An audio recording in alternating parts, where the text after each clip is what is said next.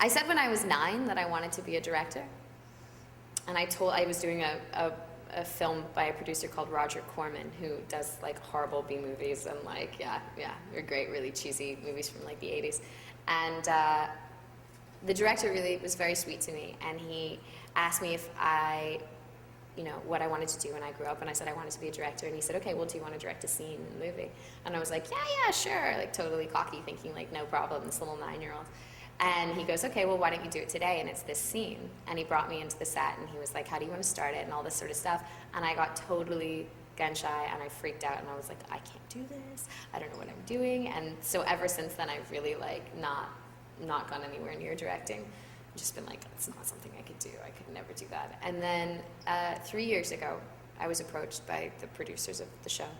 And they said, is that something that you'd be interested in doing? And I was like, no. And then they asked me again, and I said no. And then they asked me a third time, and I was walking with a friend of mine in Brooklyn, New York, and I was like, they just called and asked me if I would direct again. My friend was like, are you kidding?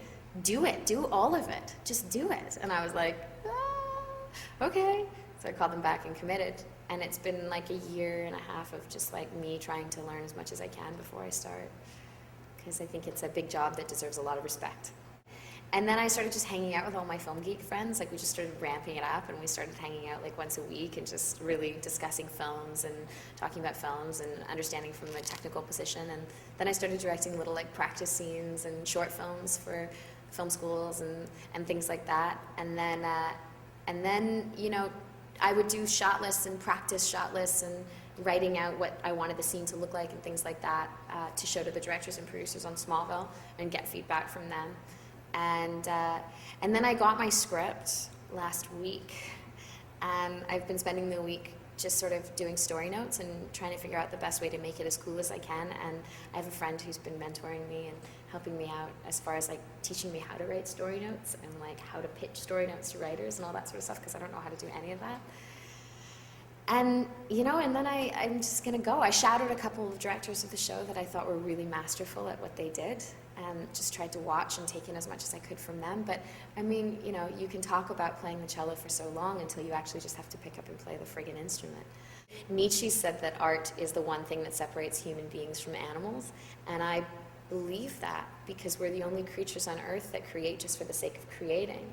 We're also the only creatures on earth that pass things down that aren't necessarily instinctual.